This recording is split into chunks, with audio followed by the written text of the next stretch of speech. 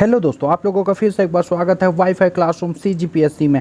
आज हम current affair का टॉपिक एक देखेंगे जो कि बहुत ही इम्पॉर्टेंट है। कोरोना महामारी जो है, कोरोना महामारी के बाद सेकेंड महामारी का दर्जा देने के लिए इसको बात हो रही है और कई राज्य इसको दर्जा दे भी चुके हैं। उस बीमारी के बारे में हम लोग जानेंगे जिसका नाम है काला फफूंद या ब्लैक फंगस।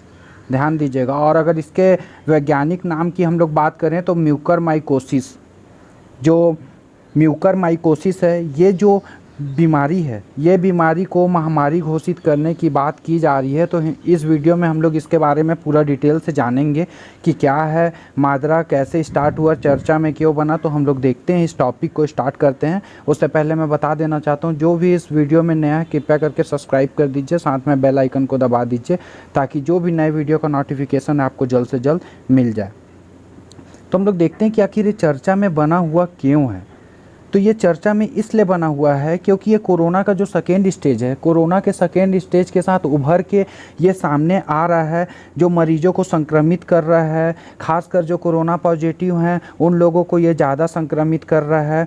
तो इसके बारे में हम लोग जानेंगे आगे कि आखिर ये क्या अभी नया ब्लैक फंगस कोई बीमारी आया या ये पहले से चल रहा है। तो उससे पहले हम लोग देख लेते हैं कि ये जो काला फफूंद है वो संक्रमित कर रहा है। तो देखिए, दिल्ली, मुंबई, गुजरात, बिहार और भी बहुत सारे ऐसे जो राज्य हैं, जैसे कि उड़ीसा हो गया, हरियाणा, राजस्थान, तेलंगाना, मध्य प्रदेश, छत्तीसगढ़, ये सब जगहों पे इसके मरीज़ मिल रहे हैं। ध्यान दीजिएगा, मध्य प्रदेश में भी बहुत ज़्यादा मरीज़ मिल रहे हैं और कई राज्यों ने तो इसे महामारी भी घोषित कर दिया है, जिसमें हम लोग अगर देखेंगे तो हरियाणा, राजस्थान, तेलंगाना, उड़ीसा, ये सब जो राज्य हैं इसे महामारी का दर्जा दे चुके हैं अपने राज्यों में।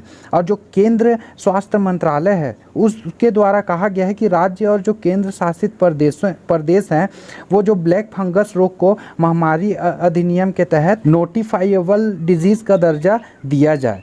ध्यान दीजिएगा, धीरे धीरे इसके केस बढ़ते जा रहे हैं और ख़ासकर ये कोरोना जो मरीज़ हैं उन लोगों पे ज़्यादा इसका असर किया जा रहा है। इसके लिए सरकार भी बहुत सारे कदम उठा रही है।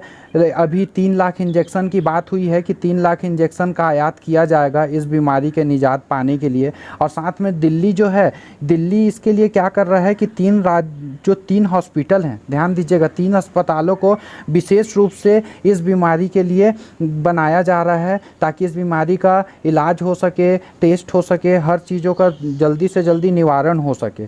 और जो हाई कोर्ट है, हाई कोर्ट भी इस बारे में बोल रहा है, रिपोर्ट मांगा हुआ है कि जो एम्फोटेरिसिन बी, ध्यान दीजिएगा, एम्फोटेरिसिन बी जो दवा है इसके बढ़ोतरी की बात कही है हाई कोर्ट है। और साथ में उसने जो ब्लैक फंगस है उससे जुड़े जितने भी मामले हैं उसकी रिपोर्ट भी, जो मौजूदा रिपोर्ट है उसके बारे में उसने विस्तार से रिपोर्ट मांगा है हाई कोर्ट ने।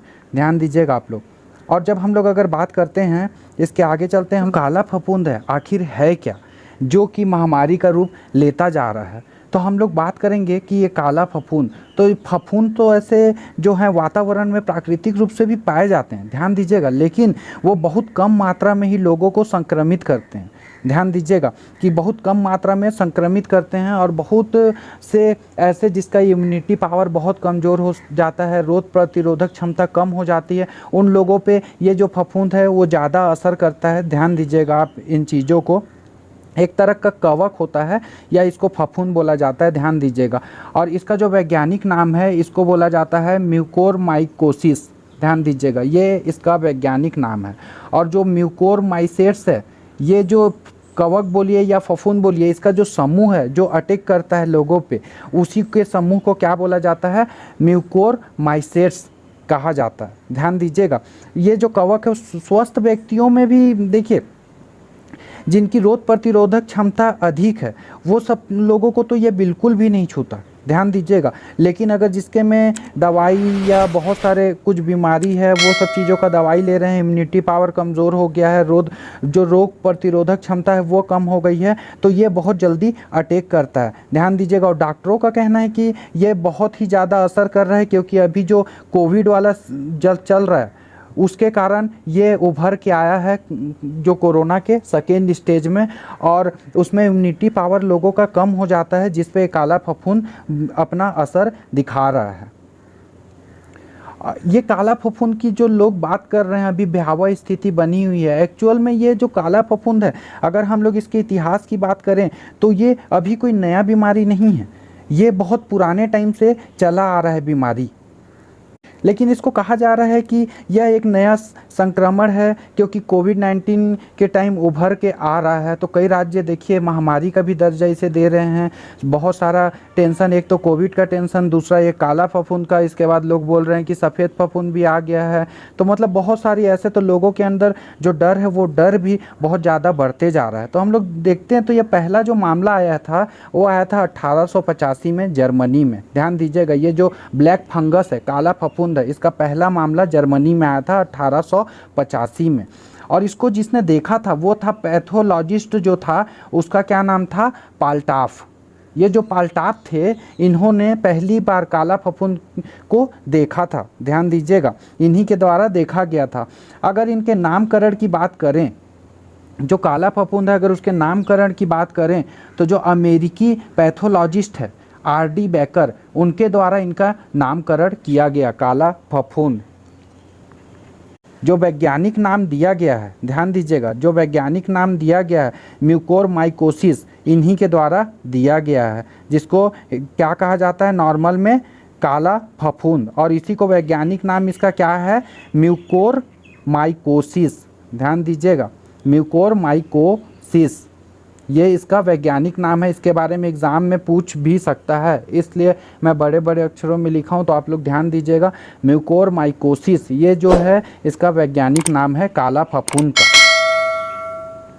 और इसके बारे में 1943 में एक शोध में इसके बारे में डिटेल से चर्चा की गई थी। शोध में बताया गया था काला फफूंद के बारे में 1943 में। और फिर 1955 में हैरिस नामक व्यक्ति की इसके द्वारा जान बचाई गई थी, काला फफूंद बीमारी से उसकी जान बचाई गई थी 1955 में। हैरिस नाम का वो व्यक्ति था। ये था इसका इतिहास, जो कि अभी भयावह स्थिति के रूप में लोगों के सामने आ रहा है। तो इसका हम लोग संक्रमण का देख लेते हैं कि जो इसका संक्रमण है उसके बारे में हम लोग जान लेते हैं कि आखिर उसके लक्षण क्या हैं। लोगों को पता कैसे चलेगा कि हम संक्रमित हैं या फिर अभी संक्रमित नहीं हुए हैं। तो उसके लिए हम लोग लक्षण की बात करेंगे।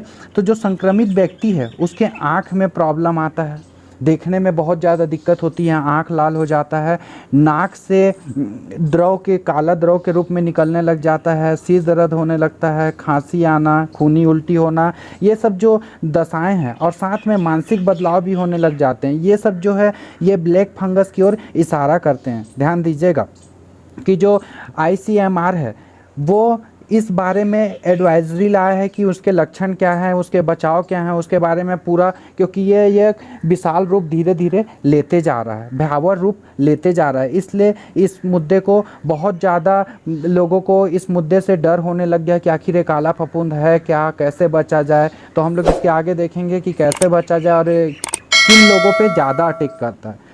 तो देखिए, नाक बंद हो जाना या फिर नाक से काले म्यूकस निकलना, ये सब जो चीज़ें हैं, ये सब चीज़ें इस ओर इशारा करती है कि वो व्यक्ति संक्रमित हो चुका है। दांत ढीले पड़ना, जबड़ों में दिक्कत आना, साफ साफ ना दिखाई देना, ये आपको लक्षण दिख रहे हैं। ये आँख का लक्षण देखिए, सिर दर्द होना, फेफड़ों में प्रॉब्लम आ जाता है, डायरेक्ट अटैक होता है। और कोरोनरी जो आर्टरी होता है उसमें थक्का जमने लग जाता है। शरीर के बहुत सारे पार्ट होते हैं वो ना धीरे धीरे करके गलने भी लग जाते हैं। और बहुत सारे शरीर में बहुत जगहों पे जो निशान होते हैं, चकते चकते निशान होते हैं जो डॉट डॉट की तरह दिखते हैं, वो सब जो निशान है वो ब्लैक फंगस की ओर इशारा करते हैं। ध्यान दीजिएगा, काला फफूंद की ओर इशारा करते हैं। और भी बहुत सारी इसमें चीज़ें हैं, जैसे कि तालू हो गया, या फिर जो नाक पे जहाँ पे चश्मा लगा होता है, टीका होता है, वहाँ पे काला काला निशान बनने लग जाते हैं। ये सब जो चीज़ें हैं ये उसके लक्षण के रूप में हैं। अगर ये लक्षण है किसी को तो आप काला फंगस के शिकार हो चुके हैं। ध्यान दीजिएगा, और जल्द से जल्द जाके चेकअप करा लें, क्योंकि गवर्नमेंट की तरफ से ये चेकअप किया जा रहा है। उसके बाद हम लोग देखते हैं कि किसको संक्रमण का खतरा सबसे ज़्यादा है। तो जो संक्रमण का सबसे ज़्यादा खतरा है वो अनियमित जो डायबिटीज़ मरीज हैं, जिन लोगों के शरीर में ज़रूरी मात्रा में जब इंसुलिन नहीं बन पाता, अनियंत्रित जो डायबिटीज़ मरीज हैं, ध्यान दीजिएगा, इंसुलिन नहीं बन पाता, उन लोगों पे ज़्यादा अटैक करता है। जो एस्ट्रॉइड ये सब चीज़ों का सेवन करते हैं उन व्यक्तियों पे भी ज़्यादा असर ये सब चीज़ों का करता है, क्योंकि उसमें प्रतिरोधक क्षमता कम हो जाती है। ध्यान दीजिएगा, जिस तरीके से डायबिटीज़ में, एस्ट्रॉइड वाले में, ये सब चीज़ों में, या फिर कोई कोरोना रोग या किसी रोग से ग्रसित है उस व्यक्ति में भी ध्यान दीजिएगा कि संक्रमण का खतरा बहुत ही ज़्यादा मात्रा में रहेगा। इसलिए उन लोगों को बहुत सारे पौष्टिक चीज़ खाने चाहिए। बहुत सारे, अगर कमजोरी लग रहा है तो स्लाइस चढ़वाने चाहिए, क्योंकि उससे क्या होगा कि शरीर में इम्यूनिटी पावर बढ़ेगा, रोग प्रतिरोधक क्षमता बढ़ेंगी, जिससे कि आप काला फफूंद जो बीमारी है उससे बचाव किया जा सकता है। या फिर कोई व्यक्ति अगर मिट्टी या खाद में काम करने वाला हो, ध्यान दीजिएगा, तो उस व्यक्ति में भी फैलने के चांसेस ज़्यादा हैं, क्योंकि अगर वो इंसान उसमें काम कर रहा है, अगर हाथ में चिपक जा रहे हैं, उसी माध्यम से सांस या नाक के थ्रू अंदर चले जा रहे हैं तो फेफड़ों में असर करेंगे। या फिर धूल वाली जगह या कोई कंस्ट्रक्शन साइट चलते रहता है, वहाँ बहुत धूल उड़ते रहते हैं, उसके कारण भी हवा के माध्यम से जो फंगस है वो आ जाते हैं शरीर के अंदर, और यही जो फंगस हैं फिर वो बड़ा रूप लेने लग जाते हैं। लोगों को सिर दर्द या फिर और भी बहुत सारे, सांस लेने में तकलीफ़ होने लग जाती है, देखने में तकलीफ़ होने लग जाती है। तो बहुत सारे, तो ये जो लोग हैं इन लोगों को खासकर इन सब चीज़ों का ध्यान देना चाहिए। यही है, ब्लैक फंगस के ज़्यादा संक्रमित होने वाले लोगों में यही लोग आते हैं, ध्यान दीजिएगा। उसके बाद हम लोग देखते हैं कि जो संक्रमण से बचाव, ये तो बहुत ही ज़रूरी है कि संक्रमण से जो बचाव है उसकी अगर हम लोग बात कर लें यहाँ, तो जो एंटी फंगल दवाओं के द्वारा, ध्यान दीजिएगा, जो एंटी फंगल दवाएं होती है उनके द्वारा इसका बचाव किया जा सकता है। साथ में जो हाईकोर्ट ने कहा है, एम्फोटेरिसिन जो बी दवा है, ध्यान दीजिएगा, एम्फोटेरिसिन बी जो दवा है उसकी भी मांग बढ़ाने की जो हाईकोर्ट ने बात की है, वो भी दवा इसके लिए कारगर है। साथ में जो एंटी फंगल दवाएं हैं वो भी इसके लिए बहुत ही कारगर है। और ख़ासकर जो डायबिटीज़ के मरीज़ हैं वो लोग अपना डायबिटीज़ को कंट्रोल करके रखें तो काला फफूंद से बचाव हो सकता है उनका। एस्ट्रॉइड लेने वालों को एस्ट्रॉइड बंद करना पड़ेगा लेना, क्योंकि रोग प्रतिरोधक क्षमता कम हो जाएगी तो जल्दी संक्रमण हो जाएगा, और अगर एस्ट्रॉइड लेना बंद कर देंगे तो रोग प्रतिरोधक क्षमता धीरे धीरे बढ़ेगी, और जिससे कि जो काला फफूंद है या फिर ब्लैक फंगस है वो अटैक जल्दी नहीं कर पाएगा शरीर पे। उसके बाद मास्क का प्रयोग, ये मास्क का प्रयोग इसलिए इम्पॉर्टेंट है कि जो धूल भरे जगहों पे जा रहा है, या फिर ध्यान दीजिएगा, फिर मिट्टी उट्टी से रिलेटेड, खाद उससे रिलेटेड जो काम कर रहे हैं वो मास्क लगाएं, साथ में ग्लव्स लगाएं, जिससे कि उनके हाथों में क्या वो सब जो फंगस है वो चिपक ना पाएँ। या फिर आप वो सब काम करने के बाद अच्छे से हाथ मुंह धो लें। और जब भी कपड़े उपड़े पहने तो अभी खासकर जितने पूरे शरीर ढकने वाले कपड़े हों कि ये फंगस का अटैक कम हो, तो पूरे कपड़े फुल बाई वाले शर्ट पहन के जाइए या पूरे कपड़े पहन के जाइए। अच्छे से नहाकर का मतलब ये है कि अच्छे से रगड़ के नहाने से ये होता है कि वो फंगस अगर लगा भी है तो वो नहाने के माध्यम से वो शरीर से बाहर चले जाएगा।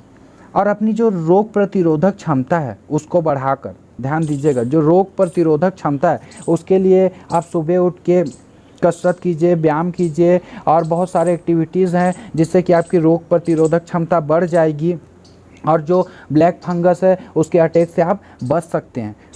ये जो बीमारी है ये थोड़े से सावधानी बरतने से इंसान बच सकता है। और ख़ासकर जो कोविड मरीज हैं उन लोगों के लिए भी ये चीज़ है कि वो भी अपना ज़्यादा से ज़्यादा ध्यान दें, लोगों से दूरी बना के रखें, क्योंकि उन लोगों पे रोग प्रतिरोधक क्षमता कम होने के कारण ये सब चीज़ों का जल्दी अटैक हो सकता है।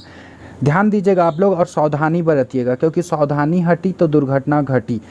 तो अगर आप लोगों को वीडियो अच्छा लगा हो तो लाइक शेयर सब्सक्राइब कर दीजिए। मिलते हैं नए वीडियो के साथ, तब तक के लिए धन्यवाद दोस्तों।